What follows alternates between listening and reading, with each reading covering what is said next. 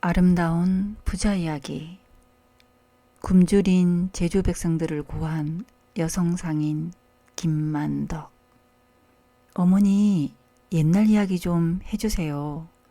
만덕은 저녁을 먹자마자 어머니에게 졸라댔습니다. 어머니가 말했습니다. 옛날 이야기는 어제 해줬잖니. 넌 어떻게 된 아이가 저녁만 되면 옛날 이야기 타령이니? 헤이, 재미있잖아요. 저는 어머니가 들려주시는 이야기가 세상에서 제일 재밌어요. 얘 좀 봐. 이제는 아부까지 하네. 내가 날마다 졸라대는 통에 미천 다 떨어졌다. 더 이상 들려줄 이야기가 없어. 어머니, 큰 구렁이를 물리친 장사 이야기를 해주세요. 그 이야기는 자꾸 들어도 재미나요. 김영굴 구렁이를 죽인 설현 이야기 말이지. 이 이야기는 내 아버지가 해주어야 재밌는데 구렁이와 싸우는 장면을 아주 실감나게 들려주시잖니.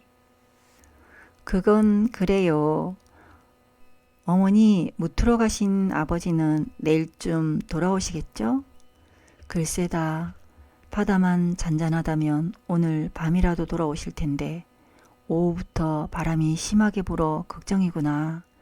어머니는 금세 얼굴 표정이 어두워졌습니다. 만덕의 아버지 김우열은 제주와 육지를 오가며 장사를 하고 있었습니다. 제주에서 많이 나는 귤, 미역, 전복 등을 전라도 나주에 가져다 팔고 쌀, 문명 등 육지에서 나는 물건을 제주에 가져와 파는 것이었습니다. 장사는 꽤 잘 되었습니다. 아버지는 여기서 번 돈으로 땅도 사고 30칸이 넘는 큰 집도 샀습니다. 장사일은 몹시 위험했습니다. 제주 바다는 풍랑이 거세어 배가 바다에 가라앉은 일이 잦았습니다. 만덕이 말했습니다. 어머니, 너무 걱정하지 마세요. 아버지는 무사히 돌아오실 거예요.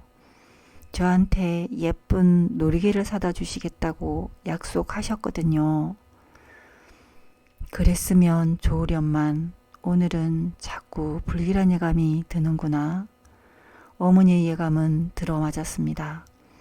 이튿날 아침 만덕의 집에 날벼락 같은 소식이 날아들었습니다. 뭐라고요? 풍랑을 만나 뒤집혔다고요? 충격을 받은 어머니는 그 자리에 쓰러지고 말았습니다. 아버지는 배에 실린 물건과 함께 바닷속으로 가라앉았습니다. 제주로 돌아오는 길에 물귀신이 되어버린 것입니다. 아버지의 장례를 마친 어머니는 몸져 누웠습니다. 그리고는 몇 달 동안 시름시름 앓다가 끝내 세상을 떠났습니다. 아버지의 재산은 배와 함께 사라졌습니다. 조금 남아있던 재산도 어머니 병수발에 써버려 만덕은 빈털터리가 되었습니다. 하루아침에 고아가 된 만덕은 12살 나이에 2살 아래 동생인 만석을 데리고 살아야 했습니다. 그러나 둘이서 살아갈 방법이 없었습니다. 할 수 없이 각자 친척 집에 맡겨졌습니다. 만덕을 거두어준 사람은 먼 친척 되는 사람이었습니다. 그는 집에 하녀가 필요했는지 만덕을 마구 부려먹었습니다. 만덕은 변변히 얻어먹지도 못하고 밤낮 없이 허드렛 일을 해야 했습니다. 친척집은 날이 갈수록 살림이 어려워졌습니다. 하루는 친척집 안주인이 만덕을 불러 말했습니다. 우리도 어려워. 너를 다른 집에 보내기로 했다. 그 집에 가면 배를 굴지는 않을 거야. 고맙습니다. 만덕은 늙은 기생의 집에 보내졌습니다. 늙은 기생은 만덕에게 집안일을 맡겼습니다. 만덕은 조금도 게으름 피우지 않았습니다. 무슨 일을 하든지 아주 열심히 했습니다. 늙은 기생은 만덕이 마음에 들었습니다. 괜찮은 아이야. 부지런하고 재주가 있고 얼굴까지 예쁘단 말이지. 잘만 가르치면 최고의 기생이 되겠어. 늙은 기생은 만덕을 수양딸로 삼고는 노래와 춤, 가야금, 거문고 연주, 글과 그림 등을 가르쳤습니다. 만덕은 이 모든 것을 금세 익혀 기생이 되었습니다. 당시의 기생은 관청에 딸려 있었습니다. 그래서 관기라고도 불렀습니다. 관기가 되면 기생 명부에 올라 양반들의 잔치에 불려나갔습니다. 만덕은 총명하고 아름다워 기생으로서 인기를 얻었습니다. 제주 기생 하면 만덕을 떠올릴 정도로 이름난 기생이 되었습니다. 그러던 어느 날이었습니다. 육지에서 이도원이라는 사람이 순무어사로 내려왔습니다. 순무어사는 지방에 변란이나 재해가 있을 때 임금의 명을 받들고 와서 난을 진정시키고 백성을 위로하고 어루만져 달래는 특사였습니다. 이도원은 정조의 명을 받고 제주도에 왔는데 잔치 자리에서 만덕을 처음 보았습니다. 저 여자가 제주 명기 만덕이구나. 소문대로 황진이 뺨치게 재주가 많구나. 이도원은 만덕의 노래와 춤을 대하고 만덕에게 반했습니다. 그 뒤부터는 틈만 나면 만덕을 불러 함께 지냈습니다. 만남이 거듭될수록 만덕도 이도원이 좋아졌습니다. 하루는 이도원이 만덕에게 말했습니다. 내가 제주도에서 나올 수 있다면 금강산 구경을 시켜주고 싶구나. 금강산이라면 강원도에 있다는 아름다운 산 말입니까? 그래, 아름답지. 금강산을 본다면 당장 죽어도 후회가 없다는 우리나라 최고의 산이지. 너도 아마 금강산을 보고 나면 그런 생각이 들걸? 만덕은 속으로 감탄했습니다. 야, 얼마나 아름다우면 당장 죽어도 후회가 없다고 했을까? 나리의 말씀을 들으니 금강산에 가고 싶네. 그러나 만덕은 금강산에 갈 수 없는 형편이었습니다. 금강산에 가려면 제주를 떠나야 하는데 제주 여자는 제주 밖으로 한 발자국도 못 나가게 법으로 정해져 있었던 것입니다. 왜 이런 법이 생겼을까요? 제주도는 바람이 많고 돌이 많고 여자가 많은 섬이라 해서 삼다도라고 불려왔습니다. 제주도에 남자보다 여자가 많은 것은 고기잡이 하는 남자들이 풍랑을 만나 많이 죽었기 때문입니다. 그리하여 여자에게 제주를 떠날 수 있게 해주면 제주는 얼마 못 가 사람이 살지 않는 섬이 될지도 모릅니다. 그래서 나라에서는 법으로 정해 제주 여자들의 발을 묶어버린 것입니다. 이도원이 말했습니다. 만덕아, 너는 언제까지 기생 노릇을 할래? 20살은 기생에게는 한갑이라던데 이 일을 그만둘 때가 되지 않았니? 내가 보기에 너는 재주가 많고 영특할 뿐더러 부지런하기까지 하니 장사를 하면 잘할 수 있을 거야. 예? 장사를 하라고요? 그래, 너는 지난번에 내게 아버지 이야기를 하지 않았느냐? 제주 특산물을 육지에 가져다 팔고 육지의 물건을 제주에 가져와 팔았다면서. 너도 그 일을 하면 되겠구나. 날이 장사를 하려면 미천이 있어야 하지 않습니까? 하지만 저는 가진 것이 없어서. 걱정 말아라. 내가 보태줄 테니. 이도원은 제주로 내려오기 전에는 홍문관 벼슬을 했습니다. 게다가 그는 갑부의 아들이어서 물려받은 재산이 엄청나게 많았습니다. 이것을 팔아 장사 미천으로 썩어라. 나는 임무를 마치고 서울로 돌아가야 하니 내게 주는 선물이다. 이도원은 만덕 앞에 보물 몇 가지를 내놓았습니다. 만덕은 눈물이 핑 돌았습니다. 참으로 고마운 분이구나. 천한 기생인 내게 먹고 살 길을 열어주시다니. 이도원이 육지로 떠난 뒤 만덕은 보물을 팔아 장사 미천을 마련했습니다. 그리고는 곧바로 관청에 찾아가 제주 목사 신광익을 만났습니다. 사또 부탁드릴 일이 있어 왔습니다. 저는 본래 양인의 딸이었습니다. 그런데 어린 나이에 부모를 여의고 친척 집에 맡겨졌다가 그 친척이 저를 기생집에 보내는 바람에 어쩔 수 없이 기생이 되었습니다. 사또께서는 저의 억울한 사정을 헤아리시어 저를 양인의 신분으로 되돌려 주십시오. 만덕은 눈물을 흘리며 제주 목사에게 간절히 청했습니다. 제주 목사는 만덕의 말이 사실인지 관리를 불러 조사하게 했습니다. 만덕의 구슬픈 사정이 밝혀지자 제주 목사가 명을 내렸습니다. 광기 만덕의 이름을 기생명부에서 지우고 양인의 신분으로 되돌려 주어라. 만덕은 뛸 듯이 기뻐했습니다. 이제 자유의 몸이 되어 새로운 인생을 살게 된 것입니다. 김만덕은 제주의 하북포구에 객주집을 차렸습니다.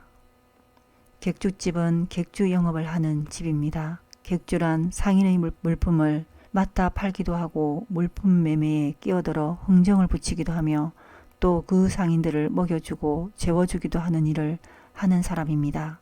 만덕이 객주집을 차렸다는 소문이 돌자 육지 상인들은 다투어 객주집으로 몰려들었습니다. 이들은 객주집에서 먹어갈 뿐 아니라 만덕에게 육지의 물건을 맡겼습니다. 쌀, 무명, 강목이요. 좋은 값에 팔아주시오. 김만덕은 육지의 물건을 제주 사람들에게 팔아 이익을 남길 수 있었습니다. 기생 시절에 양반층을 상대해 보니 양반집 여인들은 화장품, 옷감, 장신구를 무척 좋아하더군. 이런 물건들을 사들여 싼 값에 판다면 아주 잘 팔릴 거야. 김만덕은 이런 생각을 하고 육지 상인들에게 부탁하여 화장품, 옷감, 장신구를 들여왔습니다. 그러자 이 물건들은 제주에서 불티나게 팔려 나갔습니다. 김만덕은 녹용, 약초, 귤, 미역, 전복 등 제주의 특산물에 눈길을 돌렸습니다. 이런 물건들을 제주 사람들에게 사들여 육지 상인들에게 넘겨주었습니다. 육지 상인들은 제주의 특산물을 적당한 가격에 사들일 수 있어 김만덕의 객주집으로만 몰려들었습니다. 김만덕은 장사를 하면서 세 가지 원칙을 세웠습니다. 첫째는 이익을 적게 남기고 많이 판다. 둘째는 적당한 가격에 사고 판다. 셋째는 반드시 신용을 지키고 정직한 거래를 한다는 것이었습니다.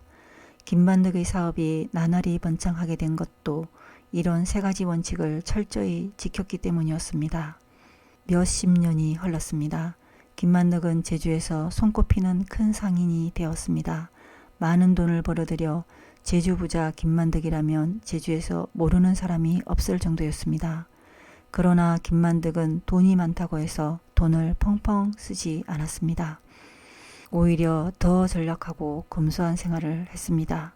풍년에는 흉년을 생각해 더욱 전략을 해야 돼. 그리고 편안히 사는 사람은 어렵게 사는 사람을 생각하여 하늘의 은혜에 감사하며 검소하게 살아야 하고, 김만덕은 주위 사람들에게 늘 이렇게 말했습니다. 그렇다고 김만덕이 돈을 모을 줄만 알고 쓰지 않는 인색한 사람은 아니었습니다. 김만덕은 흉년이 들어 굶주리는 이웃이 있으면 아낌없이 돈을 내놓아 도와주었습니다. 어느 날 김만덕은 제주 독포에 사는 박계곤이라는 사람에 대한 소문을 들었습니다. 박계곤은 제주에서 이름난 효자였습니다. 하루는 장사를 하러 배를 타고 육지를 향해 가다가 풍랑을 만났습니다. 배는 곧 가라앉아 버렸고 박계곤은 죽을 힘을 다해 헤엄쳐 어느 무인도에 닿았습니다. 무인도에는 먹을 것이 아무것도 없었습니다. 닷새를 굶자 정신이 흐릿해지고 온몸에 기운이 쭉 빠졌습니다. 내가 죽으면 부모님은 누가 모시나? 여기서 이대로 죽을 순 없어. 구조를 청하는 편지를 쓰자. 박계곤은 힘을 내어 나무 조각에 편지를 써서 바다에 띄웠습니다. 그리고는 마음속으로 빌었습니다. 하느님, 이 편지를 고향에 계신 부모님에게 전해주세요.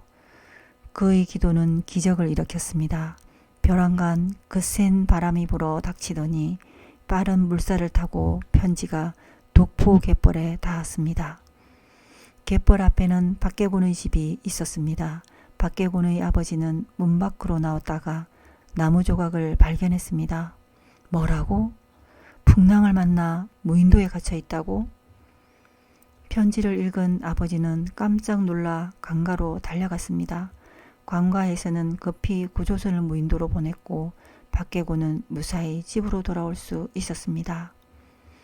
하늘이 낳은 효자는 역시 다르구나.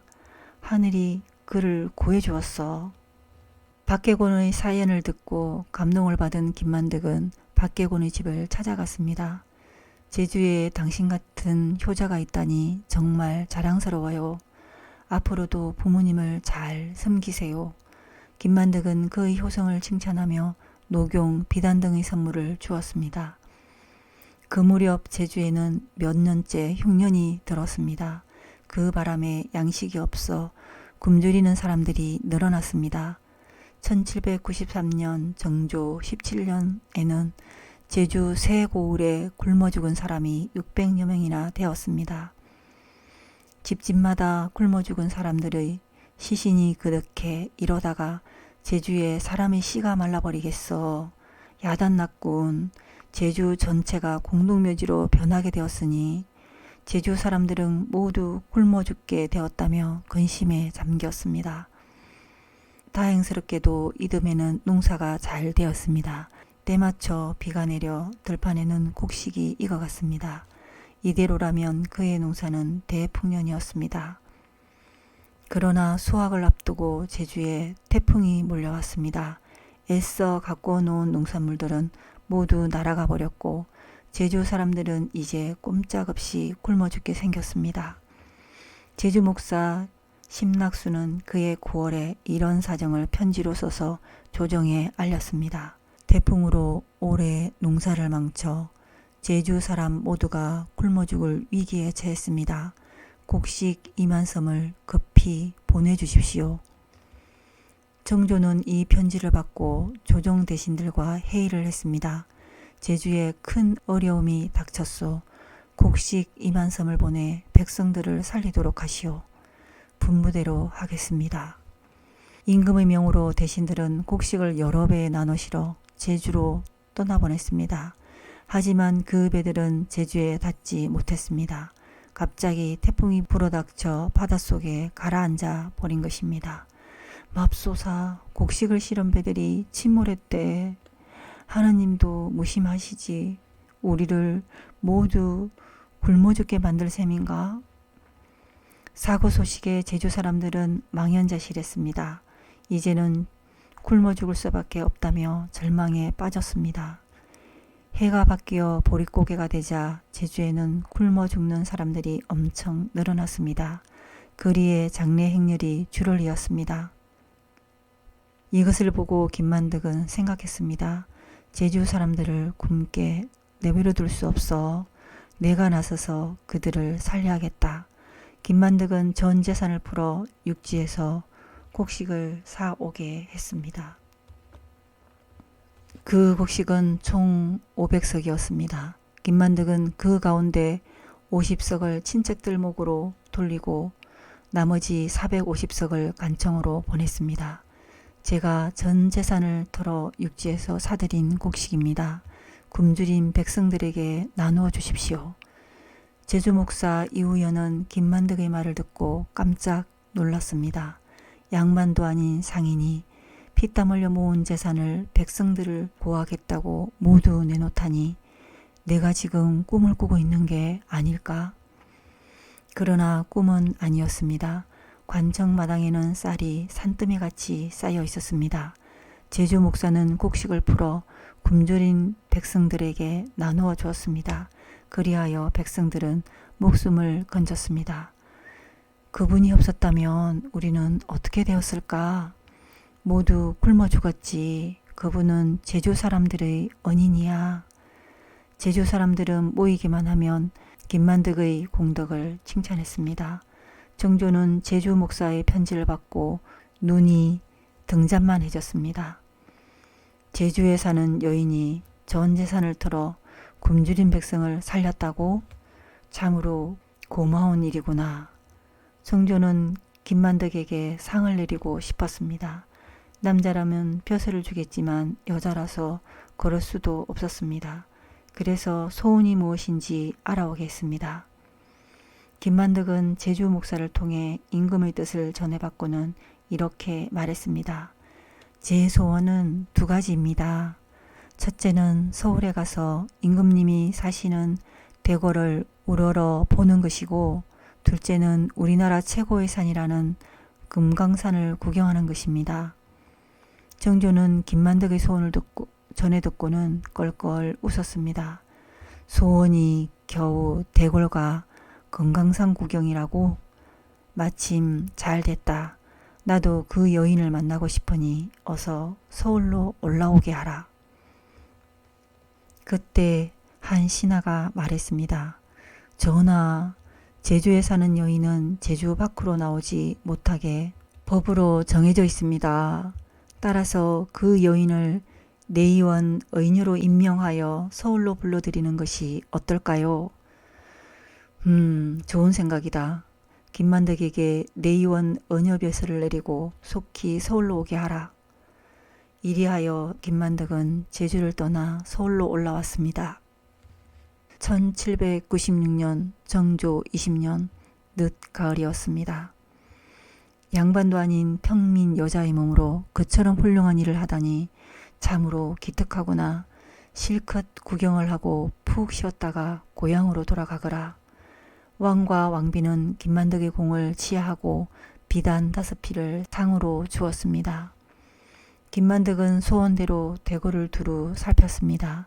그리고 남산에 올라가 서울 시내를 내려다보았습니다. 성 안에는 초가집과 기와집들이 빽빽히 들어차 있었습니다. 김만덕은 서울에서 겨울을 보내고 이듬해 봄에 금강산에 올랐습니다.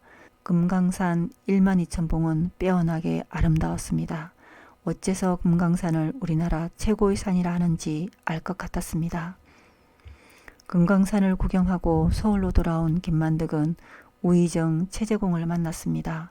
최재공은 임금의 명을 받아 그동안 김만덕을 잘 보살펴 주었습니다. 김만덕이 울먹이는 목소리로 말했습니다. 구경을 다 했으니 제주로 돌아가겠습니다. 그동안 감사했습니다. 이제 다시는 대감을 뵙지 못하겠군요. 최재공이 말했습니다. 진나라 시황제와 한나라 무제는 바다 밖에 삼신산이 있다고 했지. 그런데 세상에서는 우리나라 한라산이 영주산이고 금강산이 복례산이라며 그들이 말한 삼신산 가운데 하나라고 한다네.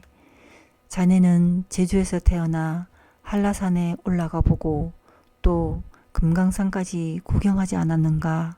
그러니 삼신산 가운데 둘을 정복한 셈이지. 천하의 어느 남자가 자네 같은 일을 했겠는가? 제주 백성들을 구한 일은 아무도 흉내내지 못할 일이지. 그러니 내 앞에서 마음 약한 소리를 하지 말게. 최재공은 김만덕을 떠나보내기 전에 자신이 쓴 책 한 권을 건넸습니다. 그것은 김만덕이 살아온 이야기를 듣고서 쓴 만덕전이라는 책이었습니다. 김만덕은 고향 제주로 돌아왔습니다. 그리고는 전과 다름없이 장사를 하며 어려운 사람들을 도왔습니다. 김만덕은 1812년 순조 12년에 세상을 떠났습니다. 제주에서는 오늘날 만덕 봉사상을 제정하여 사업가로서 보기 드물게 사회봉사에 헌신한 김만덕의 삶을 기리고 있습니다. 잠잘 때 듣는 아름다운 부자 이야기.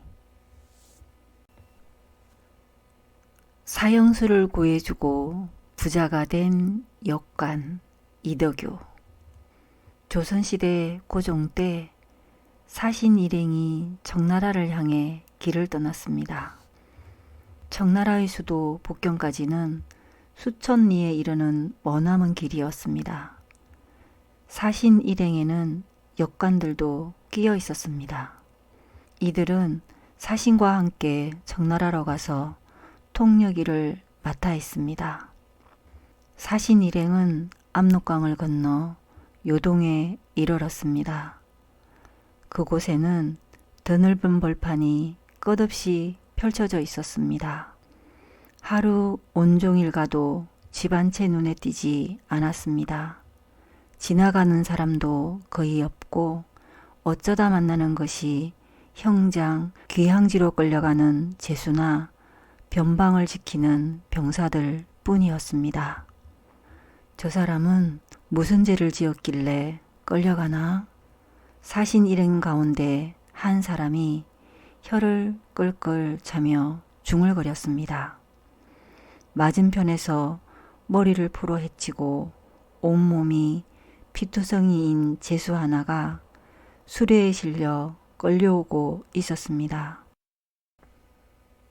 그는 곧 형장의 이슬로 사라질 제수였습니다. 역관들 중에는 이덕유라는 사람이 있었습니다. 이덕유는 통사였습니다. 사신 일행을 따라 외국에 가는 역관들 가운데 의학 실력이 가장 뛰어난 사람을 통사라고 불렀습니다. 그 외에도 조공하는 물건과 교육하는 물건을 관리하는 안물, 안마, 사신 일행의 모든 기구를 감수하는 타각부 등이 있었습니다. 이덕유는 제수를 보자 가엾은 생각이 들어 제수를 데리고 가는 병사에게 물었습니다. 이 사람은 무슨 일로 사형을 당하게 되었습니까? 병사가 대답했습니다. 죄를 지었지요. 나랏돈 천금을 훔쳤어요. 천금만 갚으면 풀려날 수 있는데 당신 돈 많으며 이자를 살려주지 않겠소? 그때였습니다. 제수가 큰 소리로 외쳤습니다. 억울하오. 난 나랏돈 천금을 훔치지 않았소. 하늘을 두고 맹세할 수 있소. 병사가 제수를 돌아보면 얼굴을 찡그렸습니다. 저놈이 또 거짓말을 늘어놓네. 죄를 지었으면서 아니라고 발뺌을 해? 몇 번을 말해야 내 말을 믿어주겠소. 난 나랏돈을 훔쳤다는 누명을 썼단 말이오. 내가 한 짓이 아니니 제발 나를 풀어주시오. 듣기 싫어. 넌 천금을 내놓기 전에는 풀려날 수 없어. 돈이 없으면 조용히 지옥 갈 꿈이나 꾸시지. 이덕유는 측은한 눈빛으로 제수를 바라보았습니다. 돈 때문에 사람이 죽어야 한다니 안타깝구나. 돈은 있다가도 없고 없다가도 있는 것인데 천하보다 귀한 것이 사람의 목숨 아닌가. 내가 보기에 저 사람은 죄를 지은 것 같지 않아. 아무래도 누명을 쓴 듯 싶어. 죄인도 아니면서 사형을 당한다면 이처럼 억울한 일이 또 어디 있겠는가. 이덕유는 혼자 생각해 보다가 드디어 결심한 듯 이렇게 말했습니다. 천금만 주면 저 사람을 풀어준다고 했지요. 돈은 여기 있으니 얼른 저 사람을 풀어주십시오. 욕관들이 중국에 갈 때는 필요한 물건을 사달라고 상인들이 돈을 맡기는 경우가 있었습니다. 이덕유는 맡아놓은 돈이 있었기에 천금을 내어 병사에게 주었습니다. 그러자 그 자리에 있던 사람들은 깜짝 놀랐습니다. 이름도 모르는 다른 나라 제수를 위해 큰 돈을 내놓아? 저 사람이 제정신인가? 사람들은 모두 눈을 동그랗게 뜨고 이덕유를 보았습니다. 불륜한 제수는 기뻐 어쩔 줄을 몰랐습니다. 그는 이덕유의 손을 잡으며 눈물을 흘렸습니다. 감사합니다. 대인은 제 생명을 구해주셨습니다. 제수는 이덕유 앞에 엎드려 수없이 절을 했습니다. 대인은 조선에서 오신 통사나리시죠. 성함은 어떻게 되시는지요? 제 이름은 알 것 없고 이통사라고 합니다. 아, 예, 이통사님, 이 은혜는 잊지 않고 꼭 갚겠습니다. 제수는 감격스러워하며 눈물을 그치지 않았습니다. 청나라에 갔다가 돌아온 이도규는 한동안 어려움을 겪었습니다. 물건을 사다 주기로 하고 맡은 돈을 써버려 그것을 갚아야 했기 때문입니다. 세월은 물같이 흘러 20년이 지났습니다. 이도규는 오랜만에 사신을 수행하여 청나라에 가게 되었습니다. 20년 전이나 지금이나 북경으로 가려면 요동벌판을 지나야 했습니다. 그런데 사신 일행이 벌판을 거의 다 지났을 때 주막이 나왔습니다. 주막 앞에는 한 청나라 사람이 서 있다가 천천히 다가와 공손히 물었습니다. 혹시 조선에서 오신 사신행차가 아닌지요? 맞습니다만 그건 왜 물으십니까? 제가 사람을 찾고 있는데 일행 중에 이통사님이 계십니까? 우리나라에는 이가가 많아서 이통사만 해도 여러 명이요. 어떤 이통사를 찾고 있소? 예, 키는 크지도 작지도 않고 길쭉한 얼굴에 왼쪽 눈 위에 까만 사마귀가 하나 있지요. 그래요? 가만 있자. 이도규 통사를 말하나 본데? 예, 맞습니다. 그분이 이번에 함께 오셨습니까? 저 사람이 이도규 통사요. 사신이 이도규를 손으로 가리키자 청나라 사람은 이도규에게 달려가 넙죽 엎드렸습니다. 아, 드디어 찾았군요, 이통사님. 저를 기억하시겠습니까? 20년 전에 이통사님 덕분에 목숨을 건진 제수입니다. 아, 그래요? 무사하셨군요. 이도규는 제수의 얼굴을 알아보고 반가워했습니다. 그날 제가 이통사님을 만나 뵙지 않았더라면 어찌 되었겠습니까? 하늘이 도우시어 이통사님을 만났고 그 은혜를 입어 제가 살아났습니다. 그동안 저는 은혜를 갚으려고 여기저기 이통사님을 수소문했습니다. 우선 저희 집에 가시지요. 청나라 사람은 이도규를 데리고 얼마쯤 걸어갔습니다. 그러자 어리어리하게 지은 집 한 채가 나타났습니다. 청나라 사람은 이도규를 집 안으로 모시고는 잔치를 베풀어 주었습니다. 이통사님의 은혜로 제가 목숨을 건진 뒤에 어떤 일이 있었는지 아십니까? 청나라 사람은 이도규에게 이제까지 있었던 일을 털어놓았습니다. 다행히 나랏돈 천금을 훔쳐간 진짜 법인이 붙잡혔어요. 그래서 저는 이통사님이 저를 살리려고 내놓은 천금을 되찾을 수 있었지요. 그 뒤에 저는 이통사님에게 천금을 돌려드리려고 했습니다. 하지만 이통사님을 만날 길이 없으니 어쩌겠습니까? 그 돈을 그냥 갖고 있을 수가 없어 땅을 사두었지요. 이것이 바로 그 땅 문서입니다. 청나라 사람은 장롱에서 땅 문서를 꺼내 이도규에게 주었습니다. 청나라 사람은 이도규 앞으로 사두었다는 땅을 이도규에게 보여주었습니다.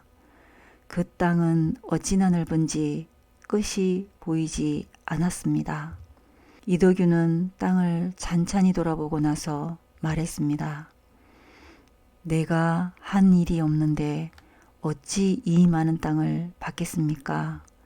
당신이 그동안 땅을 늘리느라 수고가 많았으니 절반씩 나누도록 하지요. 이도규는 청나라 사람에게 땅 절반을 떼어주었습니다. 그래도 이덕유가 차지한 땅은 어마어마하게 넓었습니다.